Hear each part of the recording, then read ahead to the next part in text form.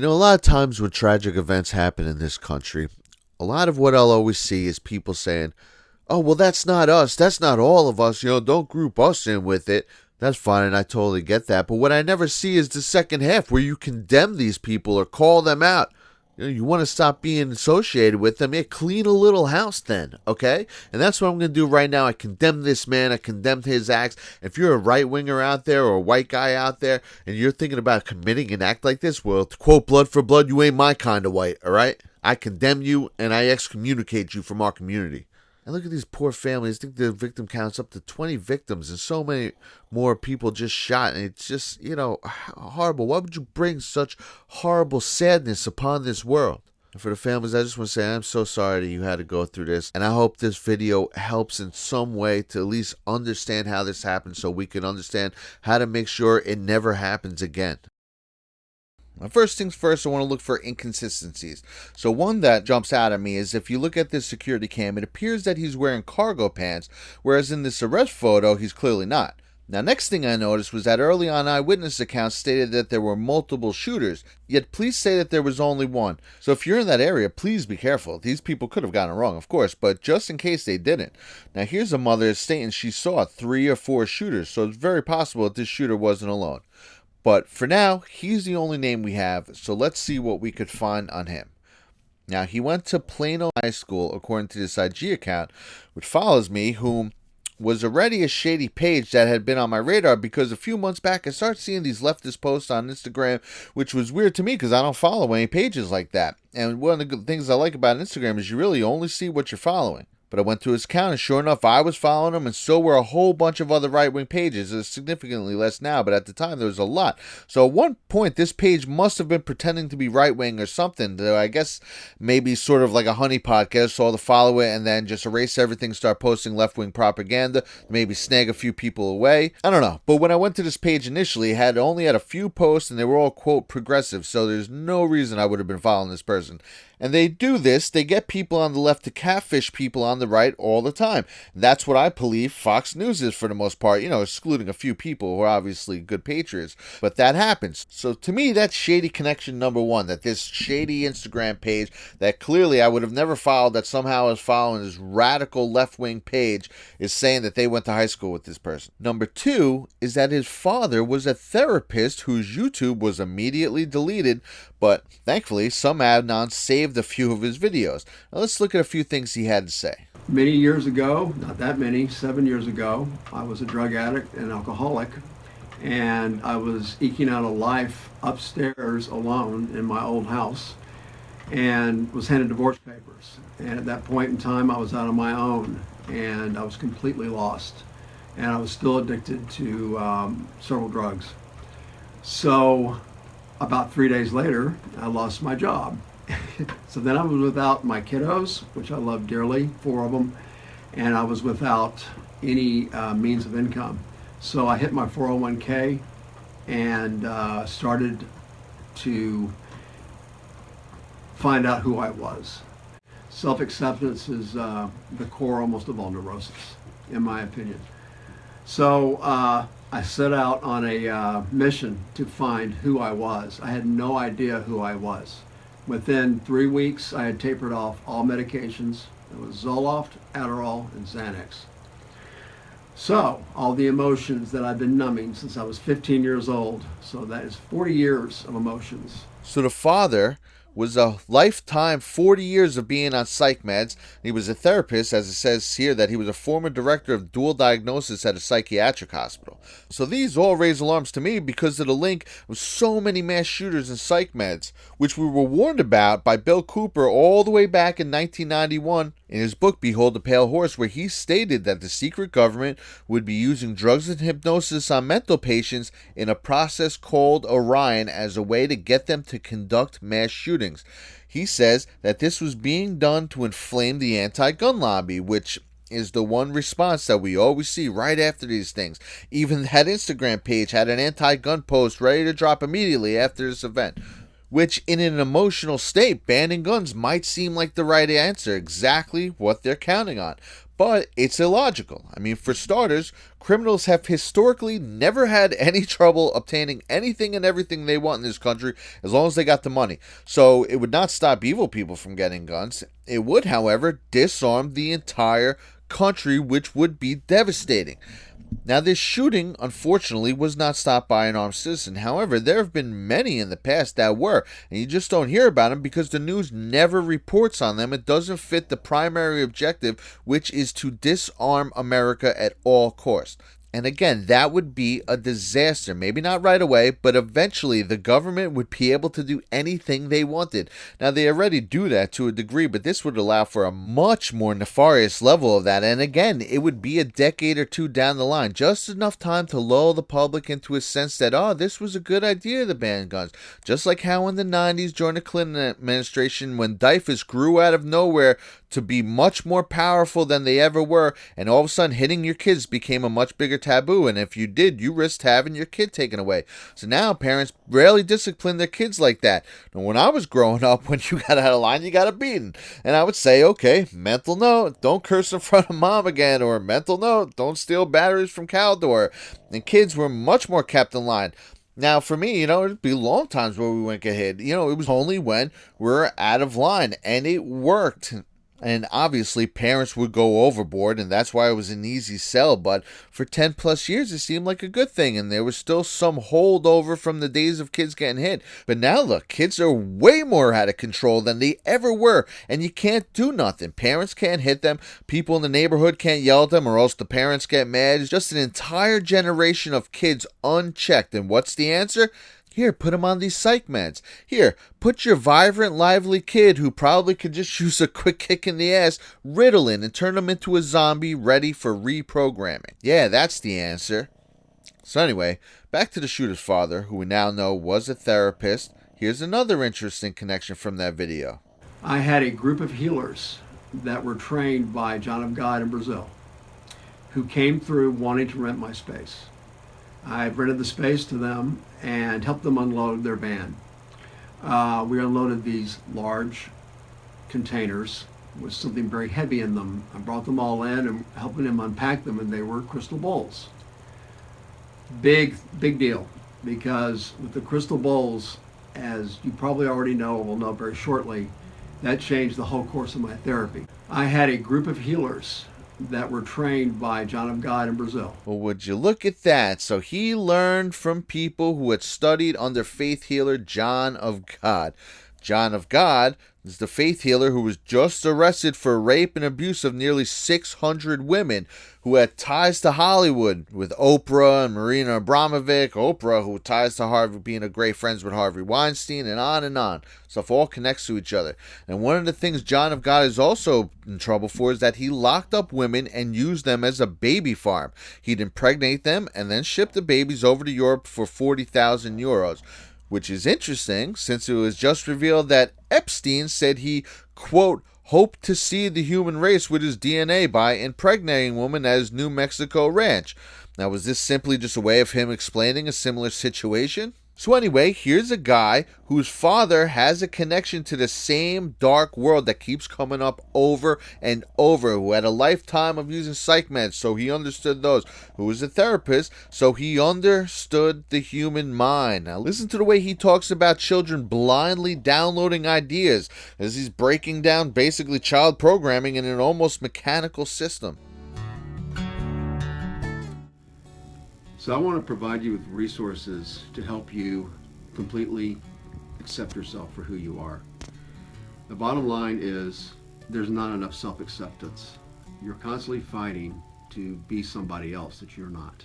Now, why is that? Because you have patterns from childhood that your parents, probably good-naturedly or not, put them into you, and you believe them wholeheartedly, just downloaded them because that's what you need to do to survive. Self-acceptance is the core almost of all neurosis. You have patterns from childhood, and you believe them wholeheartedly, just downloaded them because that's what you need to do to survive. Now, if you look at this, here's a parental education seminar that he's on the advisory board for. So molding children's minds is something this man knows about. Now, going back to this excerpt from Behold the Pale Horse, it says that you can use ex-mental patients and psych meds coupled with post-hypnotic suggestion to get them to commit mass shootings. And it's a government program called Orion. Now, again, up at the top, he states that this is to create a feeling of insecurity so people will beg to take away the Second Amendment. And if we look closer here, starting at the very top of the page, it reads as follows. Social welfare programs were put in place to create a dependent, non-working element in our society. The government then began to remove these programs to force people into a criminal class that did not exist in the 50s and 60s. He continues, the government encouraged the manufacture and importation of military firearms for criminals to use. This is intended to foster a feeling of insecurity which would lead the American people to voluntarily disarm themselves by passing laws against firearms. And so that's why no one ever reports on the gun violence, the out-of-control gun violence problem in Chicago, because they want the gun violence. They want a feeling of insecurity. They want this stuff to happen. That they used to find barrels of guns along the train tracks. Yeah. Just sitting there, Uzis, like fully automatic guns, bro, like just sitting there for people to find. Little kids in the ghetto throwing rocks on the train tracks, what they do, stumble across a whole barrel of guns. So you think the government Absolutely. left them there? Have you heard of any such thing? Mm-hmm.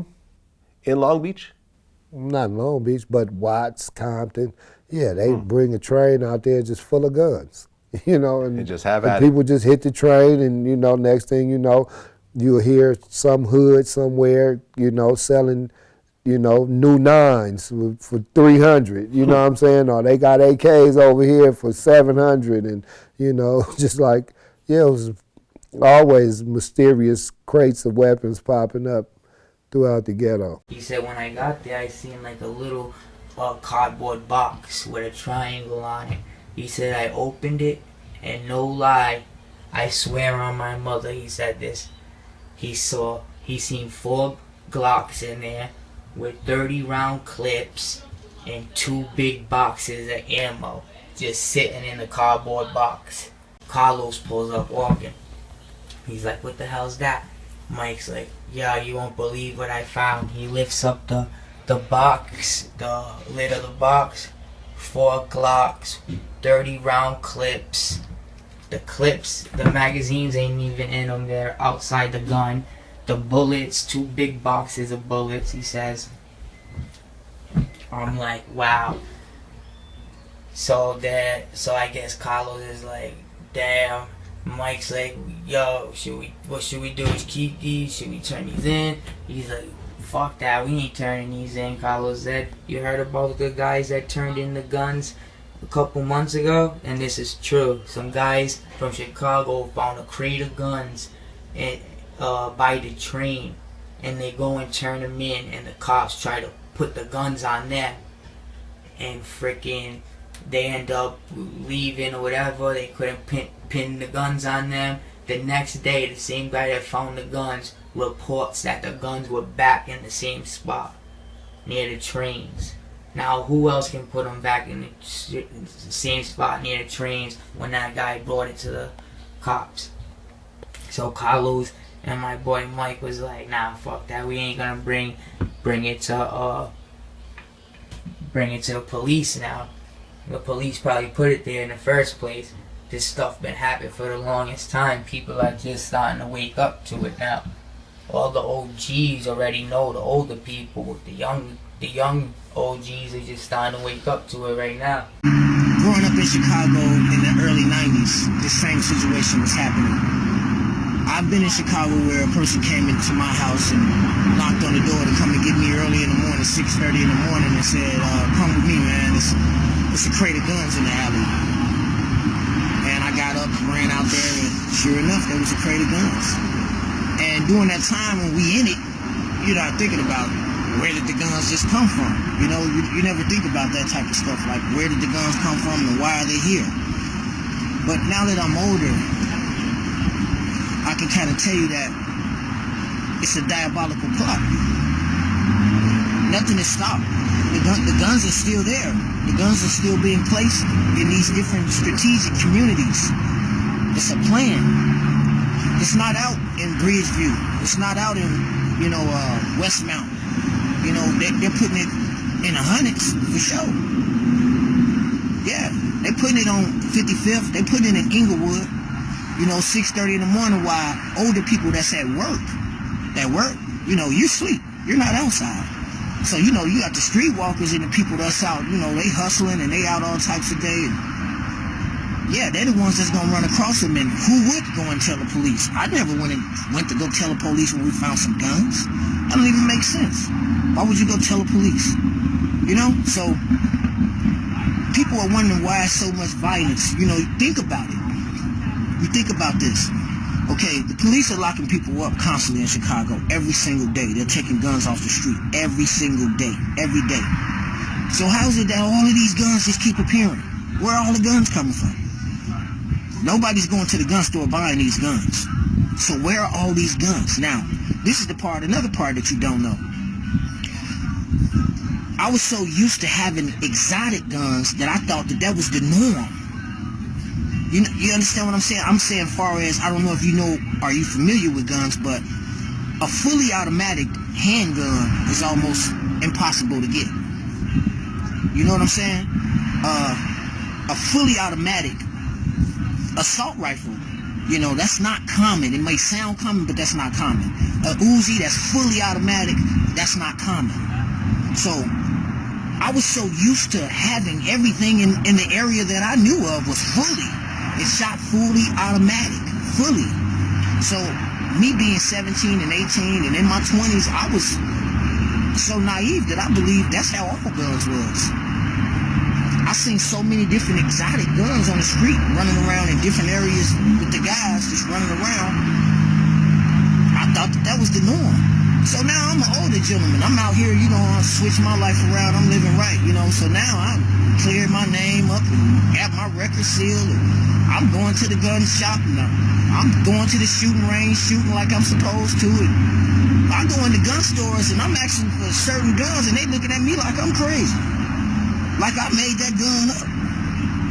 These are guns that I've seen several times in different areas that the gun store is saying, how would that be on the street? That's something that you would have to get specialized, customized. You see what I'm saying? But these guns are on the streets of Chicago. And my point to you is, yeah, we can't try to make an excuse for the kids out there shooting, and it ain't all kids, but we can't make an excuse, but I want you to look at the bigger picture. Where are they getting the guns from? What walked through my head, the first thing was I heard the shots, so I assumed it was firecrackers. Then I noticed there was no pattern, so I assumed it was a handgun, maybe an adolescent that was just shooting off rounds of a handgun. Then I heard a burst of 60 rounds, and I knew it was assault rifle or automatic weapon. Now I want to look at a connection pertaining to the father's former place of employment as director of dual diagnosis at Timberlawn Mental Health System. It seems that back in 2007, Dr. Ross, who worked with trauma-based psychopathology out of Timberlawn, had given a speech about CIA mind control experiments. And these experiments are known to us as MKUltra, and it's trauma-based and said to include lots of screaming and traumatic videos mixed with pleasant videos such as Alice in Wonderland, etc. Now, I believe the theory is that your senses get heightened when danger is perceived, so by putting shrieks of horror into these videos, it triggers this innate sense, and your brain automatically starts storing as much information as possible. It may be imperative to your survival as the situation progresses. So while in that state is when these MKUltra videos will plant suggestions into your mind. Well, that's part of the theory, as I understand it anyway, and how this MKUltra works, which I think works on a broader scale when pertaining to these events as well. Like, seeing these things unfold is highly traumatic, so watching it puts us into a heightened state where our brains are storing as much information as possible as a way to prevent this in the future. And that's exactly when we're bombarded with anti-gun legislation on every news and every media outlet across the world. This is why this works, because we're not in logical thinking mode. We're in survival, taking as much information as possible mode. Because logically speaking, simply banning guns would not curtail mass murders. Murder's already legal. Banning guns is simply a blanket that solves nothing. More people die every year from automobile accidents. Should we ban all cars? And also, gun violence occurs at a much higher rate in cities where guns are banned. So statistically speaking, banning guns would make this more likely, not less. So something stinks about all this. And look, and the Sun posted this manifesto with all these, anti-Republican talking points. This guy is the poster child for everything they want to say to slander us. And he posted it on 8chan, which is where Q posts. So, here'll be the cries. Guys, we got to get rid of 8chan. Look what he did here. So there's something, it just seems like too many coincidences. But now let's look at the Sun's Twitter, which has been deleted. But there are some screen grabs that claim that he was pro-Trump and pro-gun, although without the page being up, it's hard to tell if these posts were being ironic or not. But his father's Twitter is still up, albeit with all his tweets erased. But what I can gather from this is that he was not a Trump supporter, being that he's following the Huffington Post, amongst others. And also on this short list of followers, he's following Oprah Winfrey, who, like himself, is linked to John of God, amongst others. And we can see here that the father was also a white apologist, being that he followed Marianne Williamson, who has led prayers apologizing for being white. Now let's listen to the quick clip here of one of them. I'm going to ask the white Americans in the room to please repeat after me. With this prayer, I acknowledge the depth of the evils that have been perpetrated against black people in America.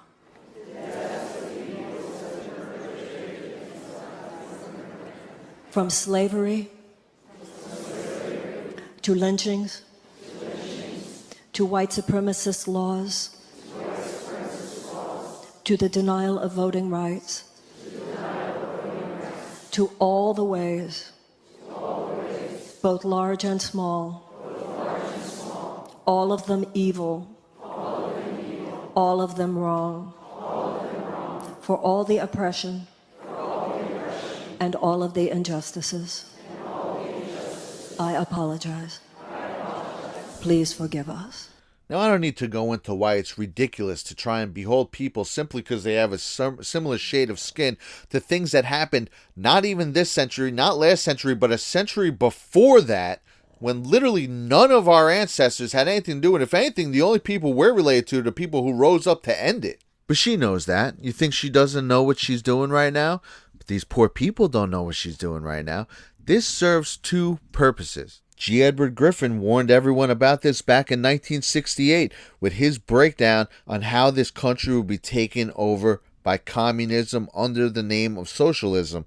And two of the main things he warned about was that they were going to enrage the minority communities to create civil unrest, and that on the other hand, on a bigger scale, that they were going to brainwash a large part of the full population into a proletarian revolution. And that's why what she's doing here serves two purposes. When they keep making you look back, they don't want you to look forward. That's why they bring up things like slavery, and it enrages you and causes civil unrest to people whose ancestors were involved in that.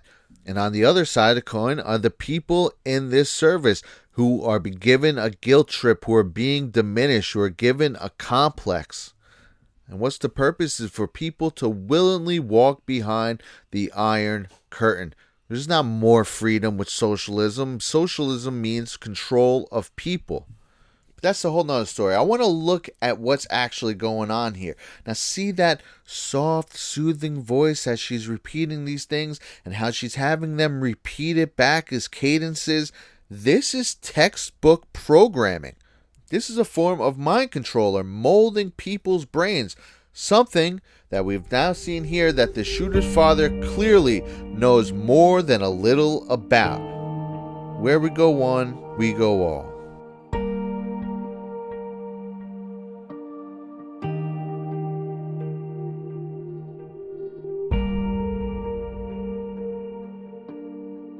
Self-acceptance is the core almost of all neurosis. You have patterns from childhood. When you believe them wholeheartedly, just downloaded them because that's what you need to do to survive.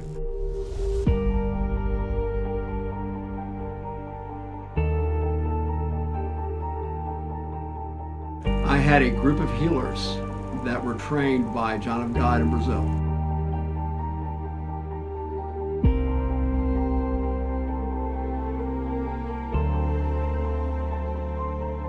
The communist program for revolution in America is divided into two phases, violent and nonviolent. Both types of revolution are being used against us today. Both are enhanced by the presence of the other, and both lead to exactly the same destination. Here is a book that I think ought to be in every home library.